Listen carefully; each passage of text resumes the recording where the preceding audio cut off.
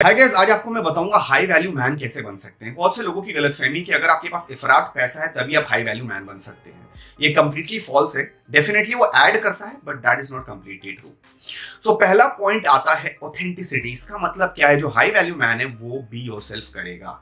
उसको कोई फर्क नहीं पड़ता कि आजू बाजू वाले लोग क्या सोचते हैं उसके बारे में। वो लोगों को प्लीज करने के बारे में नहीं सोचेगा और उसको जो करना है वो अपने लिए करेगा, नहीं कि दूसरे लोग बोल रहे हैं इसलिए वो करेगा।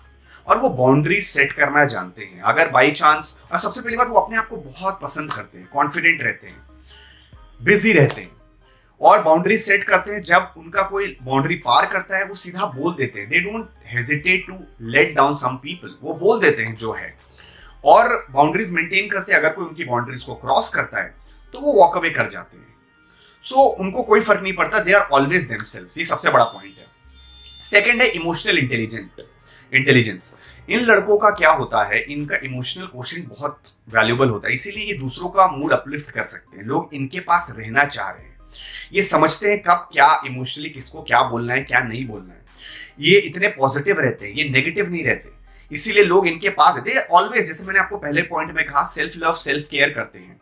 कई चीजें हमारे कंट्रोल में नहीं होती, दूसरे क्या बोल रहे हैं या क्या नहीं, पर हमारे कंट्रोल में होता है हम अपने आप को कैसे कंट्रोल करें।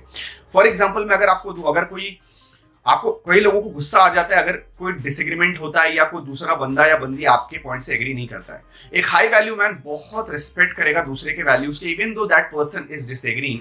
वो रिस्पेक्ट करेगा क्योंकि उसको पता है कि सारी उंगलियां सेम नहीं होती, इसीलिए। अब थर्ड पॉइंट आता है इंटीग्रिटी। हाई वैल्यू मैन क्या है? बहुत ही ट्रस्टवर्दी होते हैं, बहुत ही ऑनेस्ट होते हैं, वो गेम्स प्ले नहीं करते, इसलिए वो क्लियर इंटेंशंस बता देते हैं, वो क्लियर रहते हैं, लोग उन पे ट्रस्ट कर सकते हैं, इसलिए वो वैल्यूबल हो जाते हैं। बहुत से लोग क्या सोचते हैं, मैं अगर गेम्स प्ले करूंगा, पॉलिटिक्स खेलूंगा ग्रुप में, एक इधर का बात उधर करूंगा, एक के नेगेटिव बात दूसरे को नेगेटिव बताऊंगा, उससे मेरा बहुत वो होगा, पर वो क्या कहते हैं, बैक बाइटिंग में आ जाते हैं। हाई वैल्यू मैन बिल्कुल ऐसा नहीं करते। उनके लिए इंटीग्रिटी, वो फॉर एग्जाम्पल अगर उनकी गर्लफ्रेंड है वो चीट नहीं करेंगे। अगर कोई जुबान दी है वो जुबान को फॉलो करेंगे, कोई वर्ड दिया है उसको फॉलो करेंगे। ये नहीं कि वर्ड कुछ और दिया, आप पीठ पीछे कुछ और कर दिया। सो ये बहुत बड़ा फैक्टर होता है, इंटीग्रिटी। और उसके बाद आता है लास्ट पॉइंट, ऑलवेज लर्निंग। ये सबसे इंपॉर्टेंट है, ऑलवेज लर्निंग। पता है आपको सबसे ज्यादा ईगो किन लोगों में होता है? जो ये सोचते हैं कि उनको सब कुछ पता है, सब कुछ, और वहीं पे वो मार खा जाते हैं।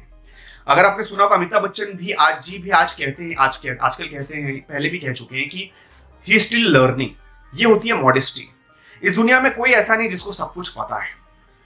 आप अगर रेडी नहीं है इन्वॉल्व होने को, लर्न करने को, तो आपका ईगो बहुत हाई है, आप लोगों को नेगेटिव दिखेंगे।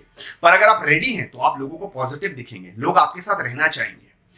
सो दीज आर द पॉइंट्स। और ये बहुत बड़ा फैक्टर है कि you should always learn and not be adamant और स्टबर्न कि मुझे सब कुछ आता है। अब मैं कुछ बोनस पॉइंट्स बताऊंगा, ये लोगों के लिए भी है और लड़कियों के साथ भी है। आपको हर वक्त, जो हाई वैल्यू मैन होता है वो हमेशा अवेलेबल नहीं रहता, वो जेन्युइनली बिजी रहता है काम में। और जो हाई वैल्यू मैन नहीं रहते, ऑपोजिट, वो क्या करते हैं, अगर मान लीजिए लड़की या किसी ने बोला मिलने को, कभी भी किसी भी वक्त वो रेडी रहते हैं, अवेलेबल रहते हैं मिलने को। उनका काम में कुछ चल नहीं रहा, they don't have their own life, they don't focus on their life, they don't go to gym, body पे फोकस नहीं करते, काम पे फोकस नहीं करते, फिटनेस पे फोकस नहीं करते, मेंटल बीइंग पे फोकस नहीं करते। और इसका कंप्लीट अपोजिट है high value man. They are busy, they go on with their life, they go to the gym, they focus on their body, physical, they are always like that। और वो अपने बारे में सब कुछ नहीं बताते सामने वाले को। मिस्ट्री रहना बहुत जरूरी है। स्पेसिफिकली लड़कियों के साथ आप मिस्ट्री रहेंगे तो उनका अट्रैक्शन बढ़ेगा। और जब आप साइलेंट रहेंगे, दूसरे को ज्यादा बोलने देंगे, खुद कम बोलेंगे, तो आप मिस्ट्री लोगों की नजर में रहेंगे। हाई वैल्यू मैन कम बोलता है, जितना बोलना है सिर्फ उतना ही बोलता है, ज्यादा नहीं बोलता है। कई लोग क्या होता है, बहुत ज्यादा बोल देते हैं, और कुछ लोग होते हैं बहुत कम बोलते हैं। ऐसा भी नहीं करना है। हाई वैल्यू मैन को राइट टाइम पता है कब क्या बोलना है और कितना बोलना है। कॉन्फिडेंस मैंने पॉइंट कवर कर लिया। चैलेंज मैंने बताया, गायब होना, आपको लाइफ में बिजी रहना है, मतलब दिखाना है, तो ये मैंने आपको चैलेंज में भी बताया। कॉन्फिडेंस एंड कंट्रोल, सबसे बड़ा कंट्रोल, जैसे मैंने एक पॉइंट में कवर भी किया, चाहे लड़की हो या लड़का, मैंने पहले भी कवर किया।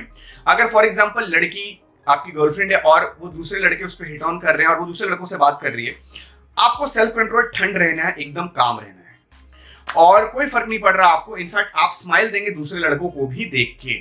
ये होता है हाई वैल्यू मैन। तो कहीं भी जेलेसी, इनसिक्योरिटी, ये सब जो नेगेटिव इमोशंस है, ये हाई वैल्यू मैन कभी नहीं दिखाता। जेन्युइनली वो ये फील करता है, दिखाता नहीं, जेन्युइनली वो ये सब चीजों से अफेक्ट नहीं होता, अनपर्टर्ब्ड रहता है। That is called self control. अगर आपको कंट्रोल करना आ गया, अपने इमोशंस को, अपने गुस्से को, हर चीज को कहाँ कैसे रिएक्ट करना है, तो आप हाई वैल्यू मैन में आ जाएंगे। सो अगर आपका कोई पर्सनल सिचुएशन है तो मेरे से पर्सनल पेड सिचुएशन लीजिए, उसके लिए मुझे इंस्टाग्राम पे कांटेक्ट करिए।